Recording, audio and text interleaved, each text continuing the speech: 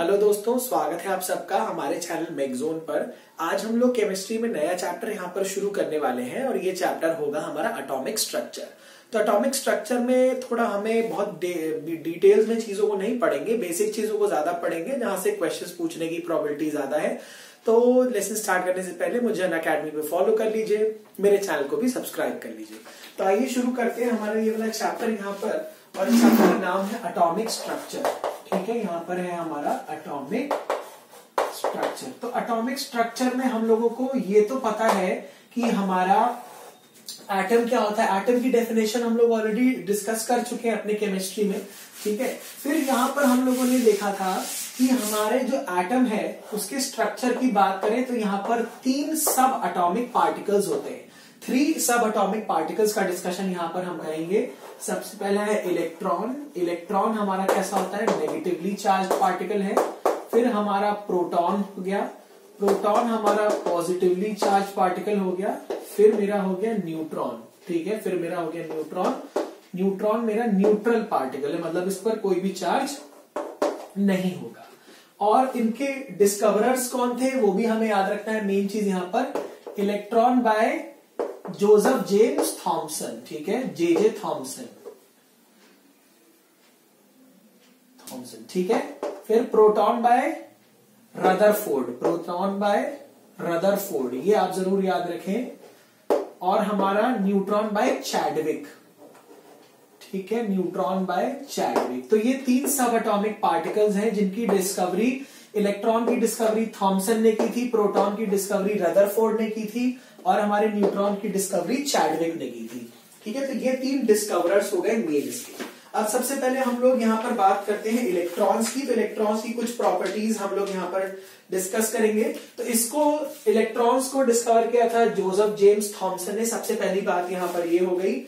दूसरा पॉइंट हो गया, इसमें नेगेटिव चार्ज होता है -1.6 इंटू 10⁻⁻19 कूलम का।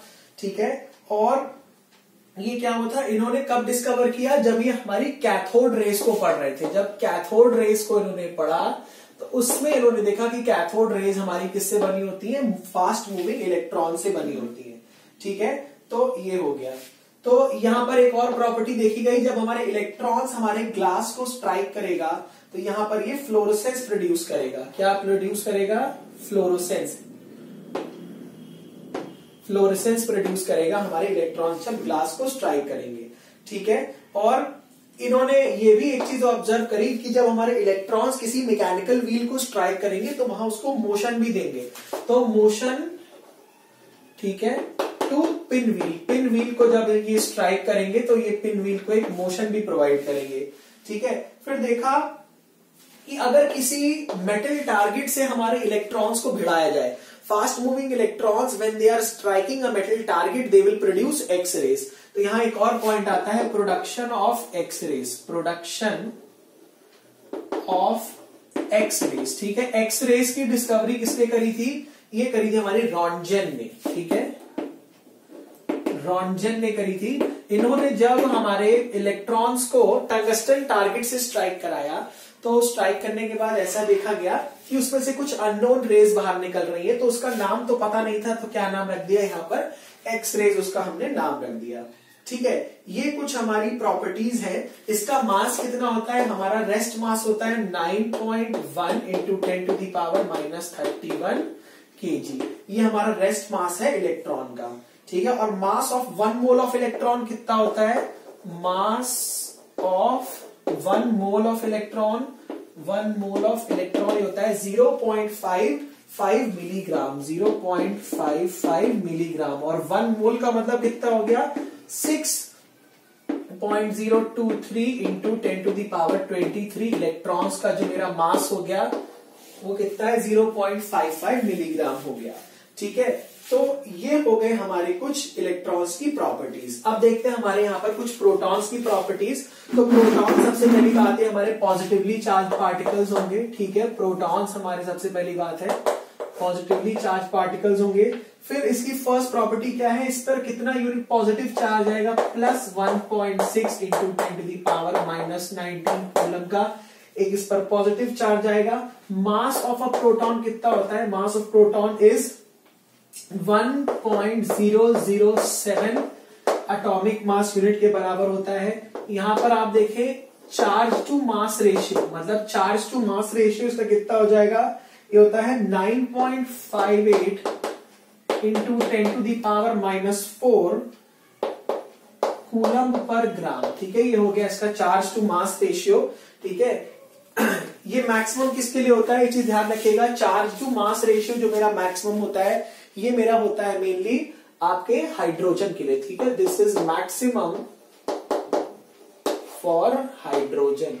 मैक्सिमम होता है किसके लिए, हाइड्रोजन के केस में होता है charge to mass ratio. Alright, तो इसी में हम लोग को एक और टॉपिक पढ़ना है, एनोड रेज की प्रॉपर्टीज। ठीक है, तो यहां देखते हैं एनोड रेज के बारे में।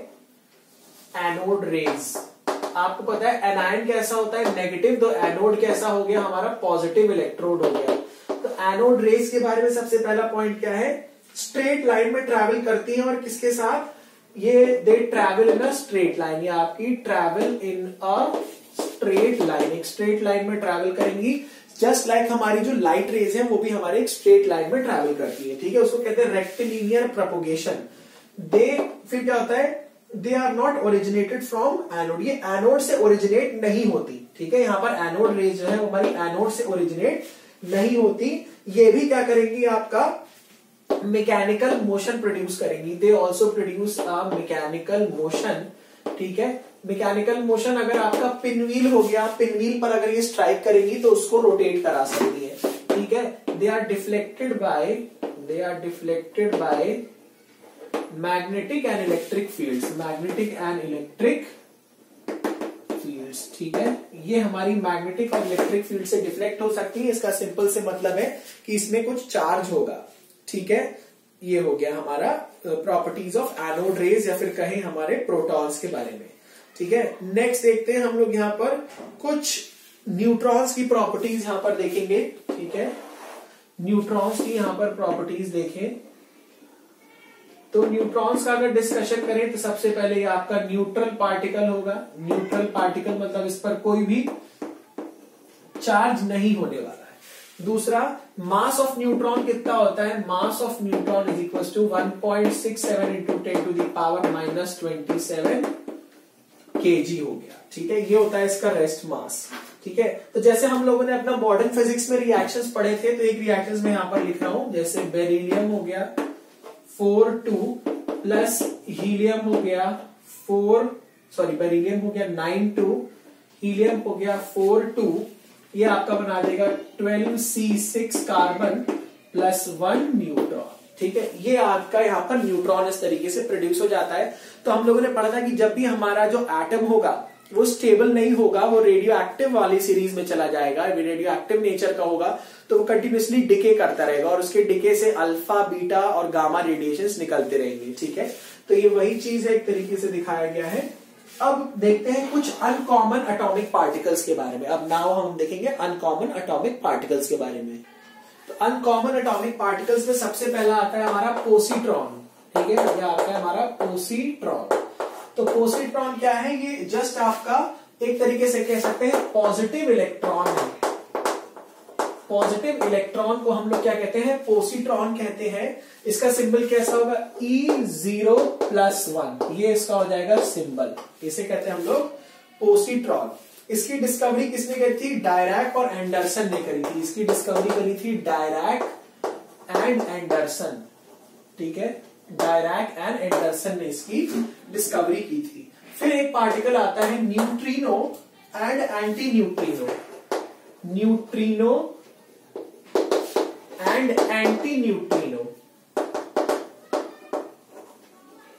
न्यूट्रिनो और एंटी न्यूट्रिनो के बारे में बात करें तो ये हमारे स्मॉल पार्टिकल्स हैं जिनका मास क्या है, जिसमें पार्टिकल्स ऑफ स्मॉल मास, बहुत मास इनका छोटा होगा, इन पर कोई चार्ज नहीं होगा। ठीक है, और स्टेटेड बाय फर्मी। ये कैसे हैं, ये बहुत छोटे होंगे, स्मॉल मास होंगे। ठीक है, एंड नो चार्ज, इन पर कोई चार्ज नहीं होगा। ठीक है, इन पर कोई चार्ज नहीं होगा।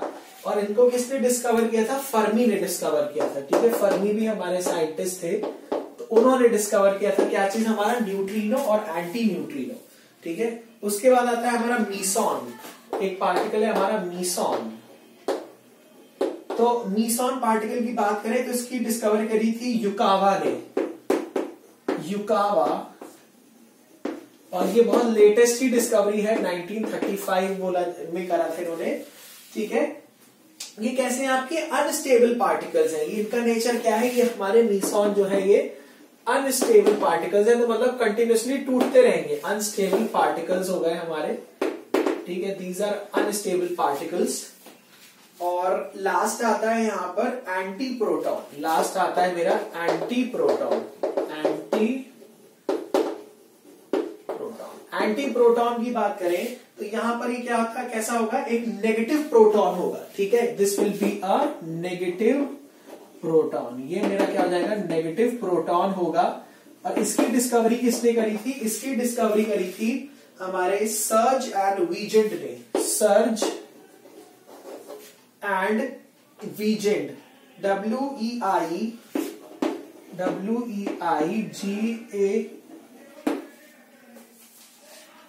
सर्ज एंड वीजेंट ने करी थी। ठीक है, तो ये हो गए हमारे कुछ एटॉमिक पार्टिकल्स जो कि अनकॉमन है, जिनके बारे में हमने सुना नहीं होता। एक मूवी है बहुत अच्छी, अगर आप लोग कभी फ्री हो तो उसे जरूर देखिएगा, Angels and Demons. Angels and Demons एक बहुत अच्छी मूवी है, उसका कॉन्सेप्ट बहुत अच्छा है। आपको कभी भी टाइम मिले तो टाइम निकाल के जरूर वो मूवी देखिएगा, थोड़ा सा दिमाग लगाना पड़ेगा, लेकिन है मूवी बहुत बेहतरीन। एक वो भी है, कौन सी है, डविंची कोड तो बहुत ज्यादा हाई फाई है, लेकिन एंजल्स एंड डीमंस हिंदी में देखिएगा, बहुत अच्छी मूवी है। ठीक है, तो अब हम लोग यहाँ पर पहला एटॉमिक मॉडल डिस्कस करेंगे, थॉमसन्स एटॉमिक मॉडल। ठीक है, जोसेफ जेम्स थॉमसन का थॉमसन्स एटॉमिक मॉडल। ठीक है, थॉमसन्स एटॉमिक मॉडल। तो थॉमसन्स एटॉमिक मॉडल के कुछ सिंपल पॉइंट्स मैं यहां पर लिखूंगा और वही हम लोग एक्सप्लेन भी करेंगे। तो थॉमसन्स एटॉमिक मॉडल की बात करें तो यहां पर इन्होंने क्या माना, यहां पर इन्होंने माना कि हमारा एटम जो है is a positive sphere. Atom को इन्होंने क्या माना, एक पॉजिटिवली चार्ज स्फीयर माना। ठीक है, बहुत सारे साइंटिस्ट थे, सबका अपना अपना अजम्पशंस था, सबने अपने तरीके से एटम को विजुअलाइज किया, सबने अपनी थ्योरीज सामने रखी, और क्या क्या सबके रिजल्ट्स आए, क्या सब लोगों ने एनालिसिस किया, वो हम लोगों को पढ़ना है। ठीक है, तो सेलेंट पॉइंट्स, इंपॉर्टेंट पॉइंट्स तो हम लोग सारे ही के डिस्कस करेंगे यहाँ पर। तो सबसे पहला क्या है, इन्होंने माना कि एटम एक पॉजिटिव स्फीयर है और इलेक्ट्रॉन्स जो है मेरे इस स्फीयर के अराउंड डिस्ट्रीब्यूटेड है। That atom is a positive sphere and electrons are embedded और डिस्ट्रीब्यूटेड, रादर इलेक्ट्रॉन्स क्या है, distributed with electrons distributed around it, electrons distributed around it, और electrons इसके around distributed है। ठीक है, ये सबसे पहला पॉइंट था यहाँ पर। फिर it is also known as, इसको हम लोग एक प्लम पुडिंग मॉडल भी बोलते हैं, इसको और क्या बोलते हैं, also known as plum pudding model, plum pudding model, इसी को हम लोग क्या बोलते हैं, प्लम पुडिंग मॉडल भी बोलते हैं। ठीक है, ये हो गया थॉमसन्स का मॉडल। और इसने क्या चीज एक्सप्लेन करी, इसने हमें ये बताया कि एटम हमारा ऑन द होल न्यूट्रल होता है। इसने ही हमें बताया कि एटम इज इलेक्ट्रिकली न्यूट्रल, तो देखिए कुछ अच्छे पॉइंट्स यहां से हमें मिले, कुछ पॉइंट्स एक्सप्लेन नहीं हो पाए, तो आगे डिस्कवरीज चलती रही। यहां पर क्या नहीं डिस्कवर कर पाए या ये क्या रिजल्ट नहीं दे पाए, ये हमें रदरफोर्ड स्कैटरिंग जो हुई थी हमारी, रदरफोर्ड स्कैटरिंग को ये एक्सप्लेन नहीं कर पाए। Rutherford scattering was not explain, ये उस चीज को एक्सप्लेन नहीं कर पाए। ठीक है, तो रदरफोर्ड का क्या एक्सपेरिमेंट था, उन्होंने एक गोल्ड फॉइल लिया था, ही टुक अ गोल्ड फॉइल और उन्होंने उस पर अल्फा पार्टिकल्स का बॉम्बार्डमेंट कराया था। एक बहुत पतली गोल्ड फॉइल उन्होंने ली थी और उस पर अल्फा पार्टिकल्स का बॉम्बार्डमेंट कराया, तो देखा कुछ क्या हो रहा है, ऐसे कुछ तो डिफ्लेक्ट हो गए, कुछ वापस भी लौट के चले आए, कुछ हमारे अल्फा पार्टिकल्स वापस भी लौट के चले आए। तो इस अल्फा पार्टिकल्स का जो डिफ्लेक्शन हुआ, the reason for this deflection was not confirmed from the Thomson's atomic model. Thomson's atomic model could not explain this. Reason. तो ये तो हो गया हमारा थॉमसन्स का एटॉमिक मॉडल। नेक्स्ट हम लोग यहां पर देखते हैं रदरफोर्ड एटॉमिक मॉडल। ठीक है, ये हमारा Rutherford atomic model, Rutherford atomic model. तो रदरफोर्ड एटॉमिक मॉडल की यहां पर हम लोग बात करें तो ये कैसा है, ये आपका स्कैटरिंग पर बेस्ड था, पार्टिकल्स की स्कैटरिंग पर बेस्ड था। तो सबसे पहला पॉइंट क्या है, based upon the scattering of particles, based upon the scattering of particles. Particles की यहां पर क्या हुई थी, स्कैटरिंग। वही जो मैंने आपको बताया, एक गोल्ड की फॉइल इन्होंने यहां पर ली, उस पर अल्फा पार्टिकल्स का बॉम्बार्डमेंट कराया। अल्फा पार्टिकल्स के बारे में हम लोग पढ़ चुके हैं, डबली चार्ज हीलियम होता है He42, ठीक है, इसका बॉम्बार्डमेंट कराया। तो देखा कुछ तो ऐसे निकल गए, कुछ बीच में से भी निकल गए, ठीक है, कुछ बीच में से भी निकल गए, काफी ज्यादा डिफ्लेक्ट हो गए और कुछ तो वापस लौट कर ही आ गए। तो ये इनका सिंपल सा एक्सपेरिमेंट था। ठीक है, इनके कुछ पॉइंट्स थे। सबसे पहला पॉइंट क्या है, atom is mostly empty, atom is mostly empty. जो हमारा एटम है वो काफी ज्यादा एम्प्टी है अंदर से। सबसे पहला पॉइंट इनका ये था। सेकेंड पॉइंट ये था, एटम के जो सेंट्रल पार्ट है, ठीक है, एटम की जो सेंट्रल पार्ट की जो डेंसिटी है वो बहुत ज्यादा है। Central part of atom, central part of atom is highly dense, is highly dense. उसकी डेंसिटी सबसे ज्यादा है हमारे सेंट्रल पार्ट की। ठीक है, तो इन्होंने ही नाम दिया उस सेंट्रल पार्ट का, क्या नाम दिया, उसको नाम दिया गया न्यूक्लियस। ठीक है, वो हमारा क्या था, न्यूक्लियस। और ये जो हमारे अल्फा पार्टिकल्स थे, क्योंकि न्यूक्लियस हमारा कैसा होता है, पॉजिटिवली चार्ज होता है। भाई प्रोटॉन्स पे पॉजिटिव है, न्यूट्रॉन्स पे न्यूट्रल है, तो ऑल ओवर तो न्यूक्लियस हमारा पॉजिटिवली चार्ज हो गया। तो जब ये पॉजिटिव चार्ज इस पॉजिटिव चार्ज के सामने आया, when alpha which is a positively charged particle came in front of the nucleus which is also a positively charged particle, so the alpha particles got deflected। तो यहां से positive positive के बीच में repulsion होने के कारण ये डिफ्लेक्ट हो गए। तो इन्होंने बताया कि जो हमारे एटम का सेंट्रल पार्ट है उसकी डेंसिटी सबसे ज्यादा है और उसका नाम इन्होंने दे दिया, क्या दे दिया, न्यूक्लियस दे दिया। और उसका साइज क्या बताया, लगभग बताया 10⁻⁻13 सेंटीमीटर, ये इन्होंने यहां पर बताया। ठीक है, फिर उन्होंने एक पॉइंट बताया कि जो एटम का पूरा मास है वो मेनली कहां पर कंसेंट्रेटेड है, उसके सेंट्रल पे, मतलब उसके न्यूक्लियस पे। तो यहां लिखेंगे entire mass is situated at the centre of atom, at the centre of atom. ठीक है, तो मतलब ये बात कहें कि whatever is the mass of atom, it is mainly concentrated in the nucleus। Nucleus में ही हमारा मेजॉरिटी जो भी मास है वो भरा हुआ है। फिर इन्होंने एक और बताया कि इलेक्ट्रॉन्स जो है हमारे वो एटम के अबाउट रोटेट कर रहे हैं फिक्स्ड ऑर्बिट्स में। Electrons are rotating about the atom in fixed orbits, ठीक है। The electrons which are there, they are revolving around the atom in fixed paths which are called as the orbits. Alright? फिर इन्होंने ये भी चीज बताई कि जो हमारे इलेक्ट्रॉन्स हैं, इन्होंने ये भी बताया कि इलेक्ट्रॉन्स ऑर्बिट्स में and neutrons in nucleus in atom are held together by means of strong electrostatic force of attraction, strong electrostatic force of attraction। ठीक है, इन्होंने ये बताया कि हमारा जो न्यूक्लियस है उसमें जो न्यूट्रॉन्स हैं वो अपनी जगह बाइंड रहेंगे। ठीक है, उसको कहते हैं बाइंडिंग एनर्जी। जितनी एनर्जी हमें चाहिए न्यूट्रॉन्स को न्यूक्लियस में से निकालने के लिए, तोड़ने के लिए, उसको कहते हैं binding energy of the nucleons. ठीक है, तो एक टर्म है न्यूक्लियॉन्स। तो न्यूक्लियॉन्स का क्या मतलब है, न्यूक्लियॉन्स का मतलब है हमारे न्यूट्रॉन्स प्लस द प्रोटॉन्स। तो न्यूक्लियॉन्स का मतलब है न्यूट्रॉन्स प्लस प्रोटॉन्स दोनों। और इन्होंने ये बताया कि हमारे इलेक्ट्रॉन्स जो है वो ऑर्बिट में ही रहेगा, ठीक है, और हमारा जो न्यूट्रॉन्स है वो न्यूक्लियस में ही रहेगा।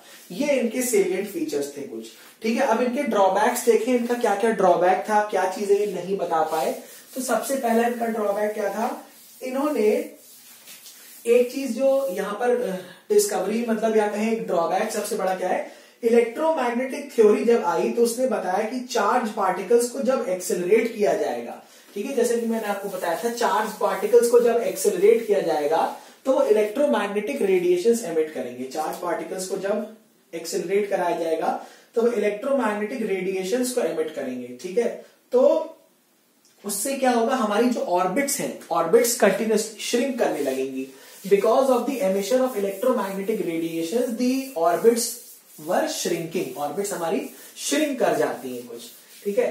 तो उसी कारण क्या होता है, तो एटम क्या हो जाता है हमारा अनस्टेबिलिटी की तरफ जाने लगता है। So because of the emission of electromagnetic radiations the atoms become unstable, all right, the atom is becoming unstable. So Rutherford model इस अनस्टेबिलिटी को एक्सप्लेन नहीं कर पाया। और कैसी अनस्टेबिलिटी, जब हमारे चार्ज पार्टिकल्स एक्सेलरेट होंगे तो उसमें से इलेक्ट्रोमैग्नेटिक रेडिएशंस निकलेंगे जिसकी वजह से शेल्स हमारी श्रिंक हो जाएंगी।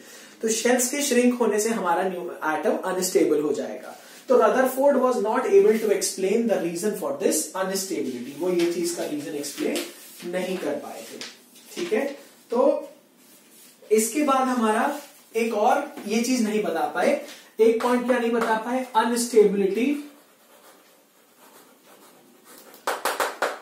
Due to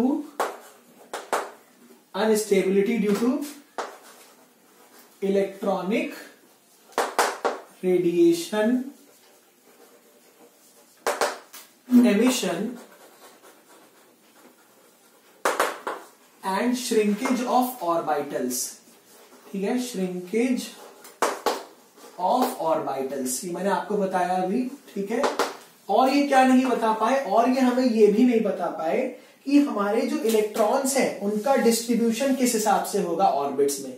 so no information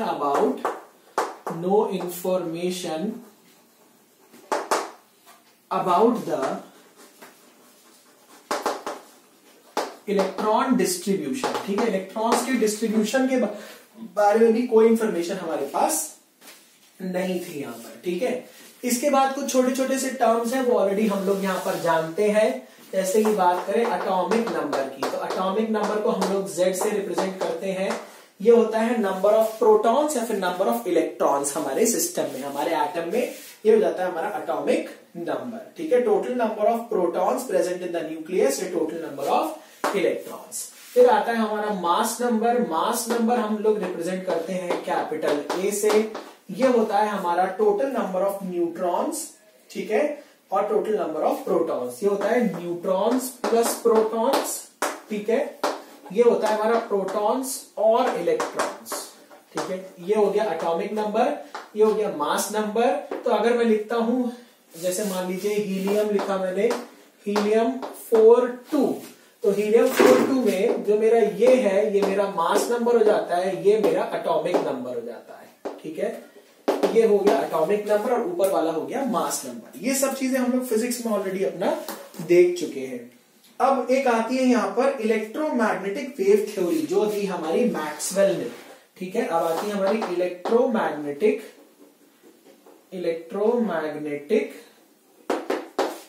wave theory, ये किसने दी, मैक्सवेल ने दी, ठीक है। ये हमारी मैक्सवेल ने दी, जैसे मैक्सो आया भागो, वैसी मैक्सवेल ने हमारी ये थ्योरी दी। तो मैक्सवेल ने क्या बताया यहां पर कि अगर कोई पार्टिकल एक्सेलरेट हो रहा है तो उसके कारण वो क्या करेगा, एनर्जी का रेडिएशन करेगा और कंटिन्यूअसली एनर्जी उसमें से रेडिएट होती रहेगी, ठीक है। और ये जब चलेगा तो रेडिएशंस निकालेगा, कैसे निकालेगा, इलेक्ट्रोमैग्नेटिक रेडिएशंस और मैग्नेटिक फील्ड प्रोड्यूस करेगा। तो सबसे पहला पॉइंट क्या है, चार्ज पार्टिकल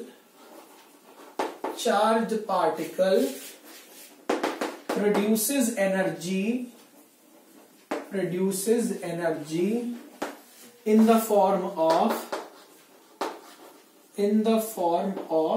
किस फॉर्म में निकालेगा, मैंने बताया इलेक्ट्रोमैग्नेटिक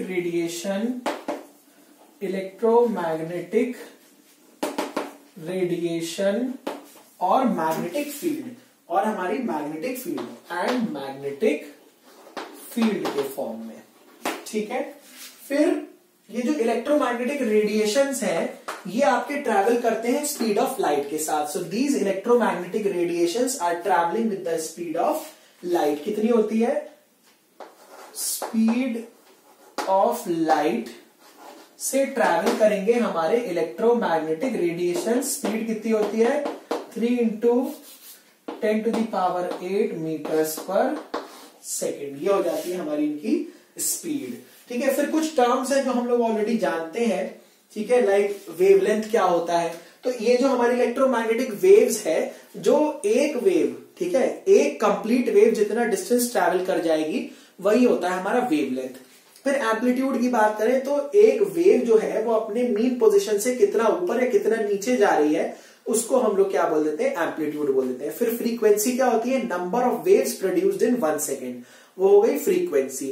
टाइम पीरियड क्या होता है? Number time taken to produce 1 complete wave. एक कंप्लीट वेव को प्रोड्यूस होने में जितना टाइम लगता है वो हो जाता है हमारा टाइम पीरियड, ठीक है। तो ये सब बेसिक डेफिनेशन है। कुछ यहाँ पर नई बात जो है, जैसे वेव नंबर, अभी हम लोग बताते हैं वेव नंबर, ठीक है। वेव नंबर की बात करें यहाँ पर, तो वेव नंबर का मतलब क्या होता है? वेव नंबर होता है सिंपली हमारा 1/λ, ठीक है, 1/λ हो जाता है। और आपको पता है लैम्डा क्या है हमारा? Lambda is the wavelength. Lambda क्या जाती है? हमारी वेवलेंथ। तो इसकी यूनिट क्या हो जाएगी? पर मीटर, और मीटर इनवर्स या फिर सेंटीमीटर इनवर्स भी इसकी यूनिट हो सकती है, ठीक है। फिर आपको पता है v is equals to F lambda होता है, जहां पर v क्या है? v आपकी वेव की वेलोसिटी है, तो हो गई आपकी वेलोसिटी ऑफ वेव। f क्या हो गई आपकी? फ्रीक्वेंसी। f क्या हो गई आपकी? फ्रीक्वेंसी। लैम्डा क्या हो गया आपका? वेवलेंथ। लैम्डा हो गया आपका वेवलेंथ, ठीक है भाई, लैम्डा हो गया आपका वेवलेंथ हो गया यहाँ पे। नेक्स्ट अब हम लोग यहाँ पर डिस्कस करते हैं इलेक्ट्रोमैग्नेटिक स्पेक्ट्रम, ठीक है। अब नेक्स्ट डिस्कस करेंगे यहाँ पर इलेक्ट्रोमैग्नेटिक स्पेक्ट्रम। देखिए इलेक्ट्रोमैग्नेटिक स्पेक्ट्रम का क्या होता है मतलब, अगर आपको मैं कहूं, या ऐसा है कि जब डिफरेंट टेम्परेचर्स की करस्पॉन्डिंग हमारी जो वेवलेंथ एमिट होती है वो डिफरेंट होती है। अब जैसे हम बात करें व्हाइट लाइट, व्हाइट लाइट में 7 रंग होते हैं। White light is composed of 7 colours, और कौन कौन से होते हैं? विबग्योर, ठीक है, violet, indigo, blue, green, yellow, orange and red हो जाते हैं। तो अलग अलग टाइप के रेडिएशन जो होते हैं हमारे अलग अलग वेवलेंथ पे एमिट होते हैं, ठीक है, और उनकी फ्रीक्वेंसी भी अलग होती है। तो डिफरेंट रेडिएशंस किस पे एमिट होंगे? At different F and lambda, अलग अलग फ्रीक्वेंसी और अलग अलग वेवलेंथ पे सब एमिट होते हैं, ठीक है। तो क्या होता है, इसी इलेक्ट्रोमैग्नेटिक रेडिएशंस को जब हम लोग क्या करते हैं, इंक्रीजिंग ऑर्डर ऑफ वेवलेंथ में अरेंज कर दें, या फिर डिक्रीजिंग ऑर्डर ऑफ फ्रीक्वेंसी, ठीक है। ऊपर वेवलेंथ बढ़ेगी तो नीचे जाने पे आपकी फ्रीक्वेंसी बढ़ जाएगी। जैसे मैंने आपको बताया था GXUVIMR, गामा रे की फ्रीक्वेंसी सबसे ज्यादा होती है, मतलब इसकी एनर्जी सबसे ज्यादा होगी, तो फ्रीक्वेंसी मैक्सिमम। रेडियो वेव्स की फ्रीक्वेंसी सबसे कम होती है, तो जिसकी फ्रीक्वेंसी सबसे ज्यादा उसकी वेवलेंथ सबसे कम, और जिसकी फ्रीक्वेंसी सबसे कम उसकी वेवलेंथ सबसे ज्यादा। इस तरीके से हमने अलग अलग टाइप के रेडिएशंस को अरेंज किया है कि ऊपर से नीचे जाने में, नीचे से ऊपर जाने में फ्रीक्वेंसी घट रही है, बढ़ रही है, वेवलेंथ इंक्रीज कर रही है या डिक्रीज कर रही है। इसी को हम लोग क्या बोल देते हैं? इसी को हम लोग बोल देते हैं स्पेक्ट्रम। इसको पूरा क्या बोल देंगे हम लोग? Electromagnetic spectrum. तो इलेक्ट्रोमैग्नेटिक स्पेक्ट्रम में the radiations are arranged in the order of either increasing frequency or decreasing frequency, increasing wavelength or decreasing wavelength. All right, so here we have to remember GXUVIMR, gamma ray, x-ray, ultraviolet, visible, infrared, micro and radio. This is having the maximum frequency, this is having the minimum frequency, ठीक है, this is having the minimum wavelength and this is having the maximum wavelength. Alright, तो इसी के साथ हमारा ये वाला module यहीं पर फिनिश होता है। अभी इसके 2 मॉड्यूल्स और हम लोग कवर करेंगे और उसी के साथ हम लोग एटॉमिक स्ट्रक्चर अपना पूरा कंप्लीट कर लेंगे। So thank you so much for watching, और बाकी के लेसन्स भी जरूर देखिएगा और मैक्सिमम से मैक्सिमम अपने फ्रेंड्स के साथ शेयर भी कीजिएगा। Thank you so much and bye bye.